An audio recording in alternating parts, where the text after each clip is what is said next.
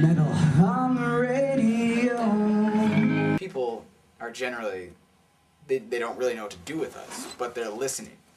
And that's the key. That's the thing you have to remember on stage is when they don't know what to do and they're just looking at you, they're still listening. Right. They could be talking on their cell phone, they could be texting people, they could be fucking smoking outside, but they're there and they're listening to you. And oftentimes when we play a new market, it's usually people after the show come up to us and go, "Oh my God, that was amazing." And then in the back of my mind, I'm thinking like, "Well, where the fuck were you? What was that? Were you the wallflower that was staring at my guitar the entire time? What the hell were you doing?" But you know, it said, "Oh, thank you very much. I'm glad you came and introduced yourself. Buy a CD." I think they're the best band I've ever heard play here, including me. And seriously, and I was just having a really crappy night, and they turned me around. What? Is the best band? No, sorry. They actually play music, dude. Word aside. You forgot about this. You forgot about Blood Tribe. You forgot about Acacia. All right, so after we talked about your best show performance, can you explain your worst show performance? Ryan, do you want to tell this story? I'm not exactly sure which one. Is it still This is a Slipper Club, man, for sure. Slipper And Club. tell who was there, who made it the worst night. Okay, so we played the Slipper Club back before it first opened. I think it's closed now. But the thing to understand about the Slipper Club is it used to be the Rainbow Room. Some weird echo on that. Anyways, yeah, so it used to be the Rainbow Room, so it's got like this really strange like cabaret sort of stage, and it's like a triangle in the middle, and it's tiny, and we could barely fit on stage. And I think we were about maybe 17 at this point. Anyways, so horrible sound, and we're getting through our set, there's no one there, and I think there was like 4. there was like maybe there was at least 3 people there. What was his name? Southerly, that emo acoustic guitarist played before us. Yeah, this guy named Southerly. He's actually pretty good. Yeah. Anyways, so we get like halfway through our set, and there's 3 guys sitting, about halfway back to the bar, and one of them calls out and says, "What time does your mom come and pick you up?" How old were we at the time? Like I said, I think we were about 17. Yeah, but we probably looked like we were probably 12. looked like we were about 12. We were probably wearing shorts. Yeah, we just like a bunch of goons on stage, probably. Yeah. Anyways, it was terrible. We played like a 45-minute set, and we called it quits, and then sound guy yelled at us, and we just packed up all our stuff and went home and had a good cry about it. It was, I think 3-4 years later. 3-4 years later, we're talking to the boys in Awesome Car Funmaker. Friends of ours now. Yeah, well, At least somewhat. enemies. Really. Enemies. We want them dead. And their bass player, Justin, tells us that he saw us about 3 years ago, and that he was the one who heckled us. They heckled us. Our good friends who are musicians now, they heckled us. I mean, what kind of musician heckles another musician, especially one that's freaking 16 at a bar at 2 a.m. playing their soul out on a Wednesday night. On a Wednesday night. That was a Wednesday night, fateful Wednesday night in April, and that was horrible. The school night, playing at like 12 o'clock at night. So. Worst show of our lives.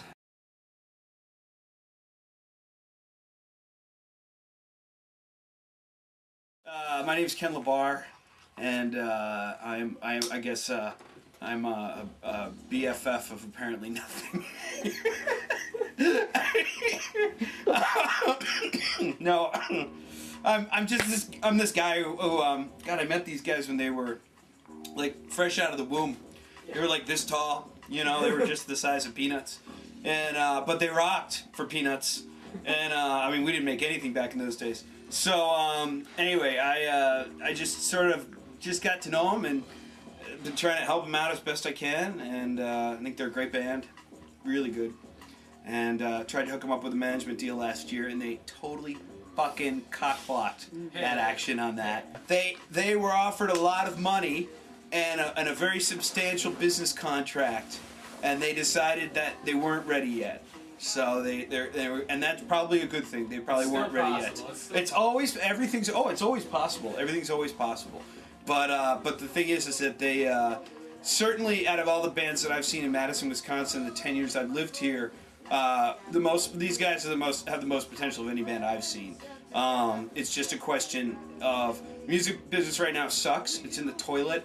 And I think the only way that these guys are ever going to really reach the audience they should reach and be as successful is if they ditch America and they work in Europe and go to England and also Japan, Asia, places like that. And I mean, the whole package that I was trying to put together with this management deal was I was trying to put something together for them where we could get them tied in more with what was going on in Europe and the UK, because I thought their sound would go over better there. Plus, the other thing is that they don't need to be driving around the Midwest in a van to play in front of 30 people in Decorah, Iowa on a Wednesday night. You know, it's like that money is better spent going over to England for 2 weeks, because in 2 weeks you can play from the top of Scotland to the bottom of England, and maybe even get over to Dublin for a show. You know what I mean? It's like you can build an audience there in 2 weeks, whereas here in 2 weeks, yeah, you could get from here to the coast, but it's like how many people are you going to play for? And the other thing is that over there, music is a whole different thing. I mean, it's so much more part of the culture, and people give a damn about it.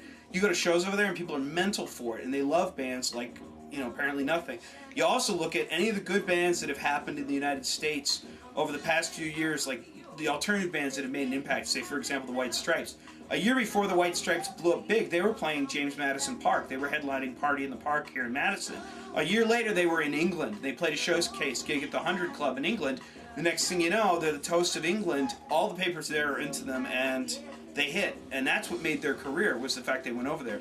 Most of the bands that break big these days usually go over there and make it big over there first, and then they come back to the States, and they sort of have that built-in cachet already, that hip sort of whatever you need to be respected and to get on radio, to get all those other things. So that's what I wanted to do. I wanted to hook them up with what I would consider someone like a top-name producer who's got a track record but is also well-respected in the business over there, and get them to either record over here or over there, and then you know, it's like, and then from who knows what, you know, it's like, it's go play festivals, go play gigs over there, build your audience over there, build it in Europe, obviously, and then Japan, you know, it's like you can't go wrong over there because they're nuts for it too. You got to go where the market is, and plus, you know, China's an emerging market also, Australia, Pacific Rim, all that stuff. The bottom line is, I mean, these guys are going to make a living at it, and they're going to have some money in their pockets at the end of it. They got to go where the money is, and in the United States, there's no money right now in music.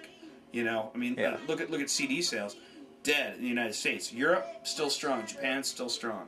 You know? So, I don't know. That's it. But other than that, I think the sky's the limit for these guys. I mean, they've got all the right, they got the